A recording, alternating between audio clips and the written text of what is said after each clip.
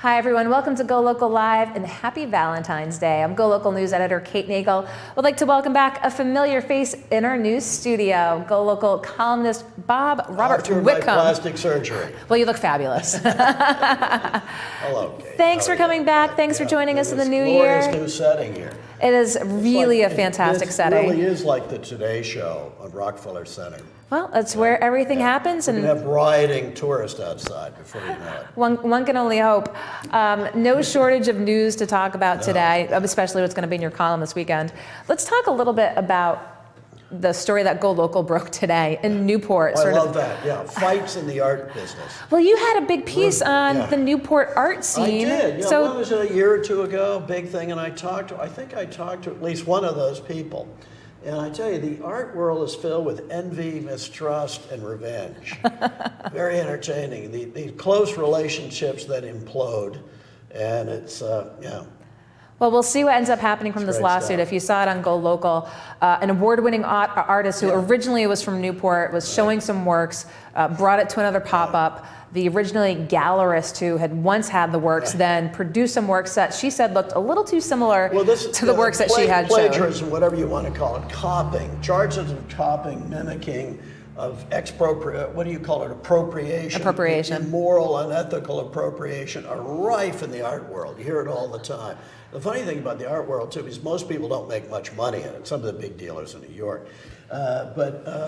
What's that? It reminds me of the old joke about academic politics. The thing that makes it so vicious is there's so little at stake. And actually, that's what the artist told us. She'd been through this before, and she's like, look, it's a principle of things. It takes time and money to challenge it. I guess she had copyrights on the pieces that she did. So it's hard. Creativity is hard. Yeah. It's hard doing this stuff. It's very hard to get attention, to maintain attention. People are always feeling they're getting screwed by the dealers. So there's all this sort of undercurrent. People are I found when I went around, I must have talked to maybe 8 or 10 people in that longish piece, and everybody's very pleasant until they aren't.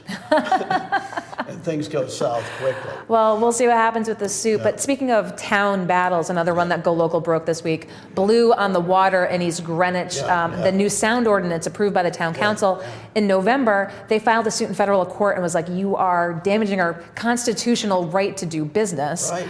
So it's sort of a free speech thing? Free speech, Commerce Clause. Maybe First Amendment and Commerce in this sort of unholy alliance of these two parts of the Constitution. And I know one of your favorite things is town gown, so to speak. I mean, this is a bar that had been there for a number of years, very popular in the summertime, live bands almost every night in the summer. The noise, of course, outraging people nearby. Well, is it new outrage in 2019? Is it really new outrage? Is there anything new? Yeah. Well, we always talk, like if you move someplace, right? If there's train tracks, if there's a fire station across the street. People move to the airport and then complaining about the noise from the planes. Remember how long it took to build that runway, which has really hurt it a lot? The airport has been there since 1928. It's actually one of the oldest airports in the United States. And people who moved in there in like 1969 are complaining that there are these planes taking off. Well, Blue on the Water has not been there quite as long. If you live near bars and restaurants, there's going to be some noise. You live near bars and restaurants. Some people like to live near bars. It's very handy. You can just walk right down. Go and have a drink.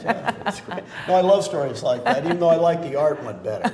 It's got everything. Newport, it's got crazy artists, dealers. What more can you ask? It's the trifecta. Yeah. And speaking of trifectas, let's stay local before we go national. Providence this week, Mayor Jorge Alorza gave his State of the City address, unveiled what he said is a new Providence, compared it to his youth growing up in the city, said it was better than he's ever known it. Are we in a new Providence? Now, one of the things he hadn't mentioned in the speech was the $2 billion in unfunded pension and OPEB liabilities. Is it $1 billion? It's $1 billion for pensions, but OPEBs makes it $2 billion. If you talk about I should fix that. I wrote $1 billion. Well, pensions would be correct, but with all of the post-employment pension benefits. The problem with that is, pensions, it's all based on investment money. And when Wall Street goes down, we're going to be in deep trouble again, and we're going to be talking about selling everything, every doorknob in City Hall and the Providence water and supply system. Because remember, the stock market's been kept, to me, unnaturally high by the Federal Reserve Board, okay? Very high. So when the market goes down, what happens then? I think we're in deep Well, water. we'll Now, I see. don't blame him very much because it's just politically almost impossible to really address this. And he didn't cause it. It's mostly Buddy Cianci. The problem has been around. I mean, the been kicking of the around for can a has been long happening time. around. But if But, you keep kicking the can, are you not And complicit? this is a time of general prosperity. So why are we addressing the issue Now? when things are good? Yeah. So if the market, one big analyst in, I don't, the stock market, it's possible to predict, it's like the coronavirus, but he's predicting a crash starting this summer and then a recession next fall. I don't know, but there will be a recession. Josh Schmenton and I have been talking about maybe next year, maybe the end of, anyway, then what happens? Well, the timing of what is assumed to be an impending recession clearly Too many variables. Too many variables, but clearly could have an impact in the election come November if this pundit that you heard from said potentially this fall, if things if things start to go sour before the election. I do want to talk about where things are at, especially on the Democratic side. Seeing as what we saw coming out of Iowa. Before talking about that. Coming out of Iowa, coming out of New Hampshire. Is this the end of the Iowa primary, the Iowa caucuses as we know it? Yep. Yes, yeah, it won't work. How about, I have a revolutionary idea for the Iowans, which my Minnesota relatives think are a joke. How about secret ballot? There's something. How about secret ballot? How about an election? The myth about it wasn't an election. It was like a coffee clutch. With people writing on little sheets of paper like this. And people talk about, And the app was hacked. So who sort of self-selects to take part in a caucus? Someone who's already politically inclined to begin with, someone who's got time, someone who's an extrovert, who's not an introvert. Got a free evening. So, this Who likes cake? likes cake. Maybe some pizza, maybe some donuts. But out of Iowa, out of New Hampshire, we're seeing Sanders very much at the forefront. Pete Buttigieg with some strong performances. Amy Klobuchar and Biden. What of Biden? What Biden? Every time Biden's run for president, he's imploded. Every time. And I think this is the last time he's running for president, since he'd be 81 the next time around.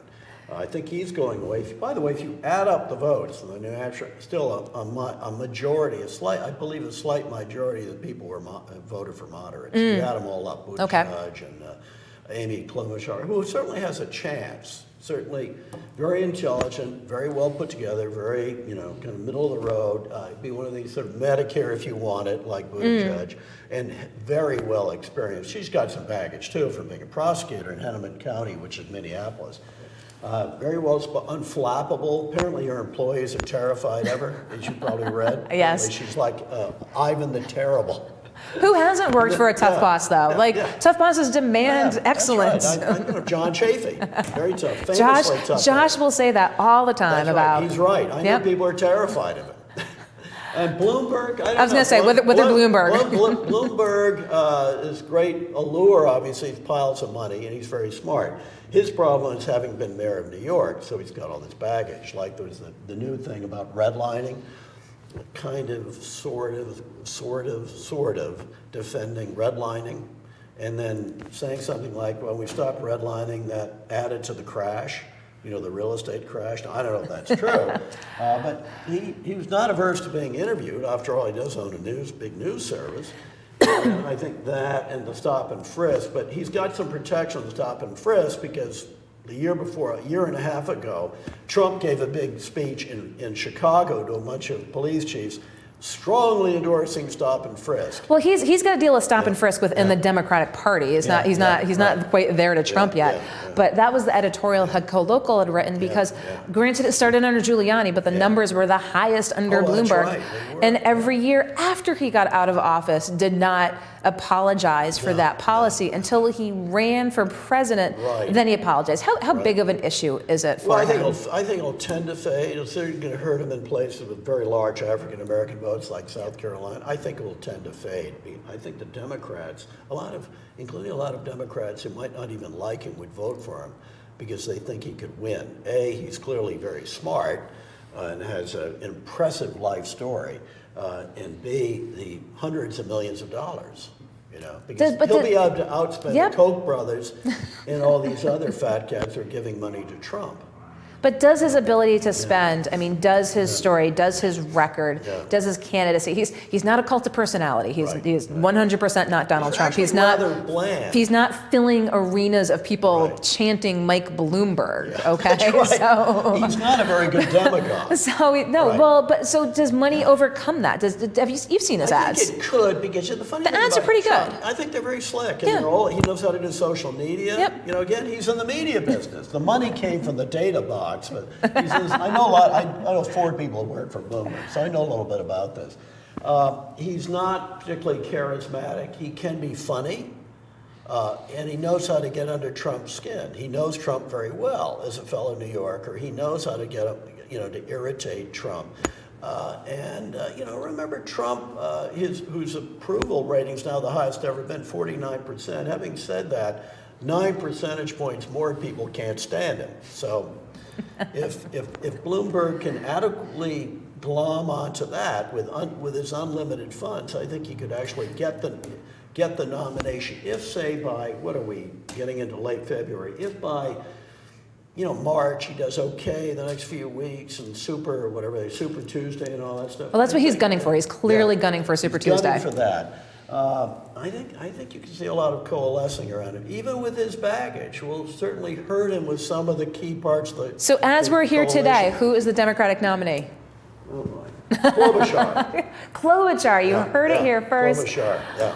Bob Whitcomb saying Amy Klobuchar for Democratic nominee. Yeah. Let's get outside of U.S. politics and something that is impacting the U.S., but let's talk coronavirus. Yeah, we don't know enough about this. We don't know whether this thing is going to burn itself out, which most of these things do, whether it could become a pandemic. If it becomes a pandemic, will the virus mutate in some new insidious ways? We don't know. It's much too early, and one reason we don't know, of course, is that China is an authoritarian regime, and they are suppressing information still. They're getting better about that, but we're under pressure from the WHO and the numbers it seems like the last few days are like, readjusting the numbers, readjusting. Yeah. Well, we had an expert from Brown who came on, and she's in the anthropology department, and she said public service to do that. Well, I mean, both of the Brown professors we had, were very bearish on this. Didn't want to. There's no reason for sort of public outcry at this time here in the U.S., but we can see continued cases. And it was very interesting, her take on flights from China, if you will, saying, you can't stop commerce altogether, but are people really going to book cruises? No, I've always been wary of cruises, more for fear of cholera and stuff like that, but intestinal bugs which sweep through these big cruise ships. They have health issues 3,000 people to begin on with. These ships.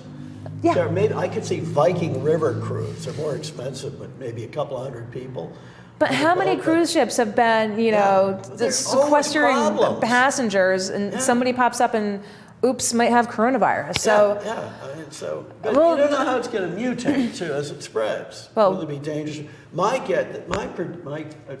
I used to actually cover these things when I was in the health consultancy. My guess, this thing will burn itself out in a couple of months. But I think there's a good chance, 20%, 30%, it could become a real pandemic. Okay. Klobuchar, Huge Democratic effect nominee. on the economy. Yeah. Coronavirus, 80% chance of burning out. Yeah. Let's also talk about the Confucius Institutes this week. Yes. GoLocal pointed out which that... are extensions of the Chinese government. Yes. As I've been complaining about, as you know, I've been writing about this for 10 years. Yes. And Bryant University is the major... And they refuse to talk about it. I know, which is terrible. Well, they must have some maybe perhaps monetary incentive. It's part of a foreign government which is more adversary than not. It's a surveillance operation. It's a potentially an espionage operation. They should not be in an American college or university. A lot of places have kicked them out. I think University of Chicago did. URI did last year. Did to great. And then we just saw what happened this year. Great credit. He gave up some money. We saw what happened up at Harvard. Right. Just recently. Yeah. Wasn't the chairman of the chemistry department. I love that story. Working in a sleeping bag with Beijing. So that wasn't the Confucius Institute, but what's super interesting is the people who have spoken out against the Confucius Institutes ranges from Marco Rubio to Seth Moulton. I know. So this isn't one right this isn't one party's issue here saying we need to be careful about it. Thing. Also, you worry about the Chinese students coming over here and knowing that the government, their government is watching them. Well, we know what happened with the coronavirus. The whistleblower who said, hey, this virus looks very concerning. He's he got dead. reprimanded from the Chinese government because it's a state secret to identify a new virus. He made it public on social media. He's dead, right? And he died from the virus, yeah. He died. But He's not a without, martyr. Yeah. well, apparently that seems to be the case over He's in sort China. of a martyr of a totalitarian regime. Yeah. Yeah, yeah. So what do we have, do we Well, expect I from you think this weekend? I kind of ruminate about pond skating, which you don't see much anymore because the winters aren't as long. And There's cold as they used to nothing be. freezing right But now. that was a big thing in our neighborhood. We had a pond, oddly right next to a salt marsh, but it would in those days it would freeze over for 2 or 3 weeks in the middle of the winter. It was like the social thing. And one day I was, I think, playing hockey or just free-form skating, and I fell on my arm and elbow and smashed it. So I didn't do much after that. But I had kind of the joy of just sort of swooping around. Spring didn't look that enticing. This was great, just swooping around. I missed that, and related to that, a huge mall in New Jersey has now opened up a huge ski area inside the mall. In this, I think it's a 16-story high building, refrigerated 28 degrees, and this is probably the wave of the future in skiing because of global warming. Might have to ski in malls, because malls also aren't going to be able to be sustainable moving forward. Malls are turning themselves into entertainment centers. That's their only solution. Same thing here. I mean, what are they going to do with Macy's when that closes, for example? So anyway, I kind of ruminate on that in the connection with global warming, and it's going to maybe take all the remaining business away from the ski areas and the Poconos, which are in Jersey. I also talk about this fight about identifying the addresses of police officers where they live. I think at the very least, the public has the right to know whether those officers are residents of the city that employs them. You don't have to give the address, and I think the addresses are, or even the name of the town. But I think I think taxpayers have every right to know, do they live in the town? Well, this very much stems from Pawtucket, and we know what the issue is. I mean, a very diverse population in Pawtucket, and there's also been the backlash saying, well, why do you need to know? So where's the balance of? Also, in police union negotiations, the police if they don't live in town, they don't care, they don't have to pay the taxes for it. I know. And I think we should know if they've got, we've got an iron in the fire. And I think that very simple, I think the Attorney General is totally wrong on that, totally wrong. Far be it for me to agree with the American Civil Liberties Union. Okay, the other thing, a couple of other, I think, maybe sort of entertaining things. Frank Sargent, who was the governor of Massachusetts many years ago, this is the anniversary of a press conference he held, which he stopped 2 big highways from going through Boston, the Southwest Expressway and the Inner Belt. And this really revolutionized the way we look at transit in the United States. He was a pioneer in trying to move the money into mass transit away from highways. Okay. Very important historical date. He was also a great guy. I covered him. He swore like a stevedore. MIT trained engineer, kind of a Boston Brahmin, but this was very important. I put this in the column, a quote from him, how he changed his mind about the need to move away from highways. And meanwhile, this is very funny, I think. The Trump administration is about to put out an order saying federal buildings the new ones must all be classical, whatever that means. I'll ask David Brosset. And I just think, how about maybe the rule should be they should be nice buildings that look like they're going to last. I don't care what style. There's some modern buildings which are beautiful. Some are hideous. Boston City Hall is not very attractive. Brutalist. There's a science building at Harvard University, which is horrible. Up at the north end. Yep. Of the campus, which are terrible. But some buildings, modern buildings, the Seagram building is beautiful. So what do you think it has? The courthouse in L.A., I should mention. So what do you think it has a chilling effect on? Creativity. And advancement And the thing is, should be beauty of design and good materials. And these buildings, public buildings, should look like they're going to last. They should have a kind of permanent dignity to them, but classical or otherwise. So, and one other thing. Oh, then there's some other crazy thing. You'll have to read it on Sunday on GoLocal. And then it degenerates into the usual ravings, and it demands for money. Some blood and violence. Yeah. Well, Robert Whitcomb, appreciate your coming in this Valentine's Day. Appreciate your watching us on GoLocal Live. That wraps us up for the week here in downtown Providence, and we look forward to seeing you next week for more news, politics, lifestyle, and sports, all on live here in Providence. I'm GoLocal News editor Kate Nagel.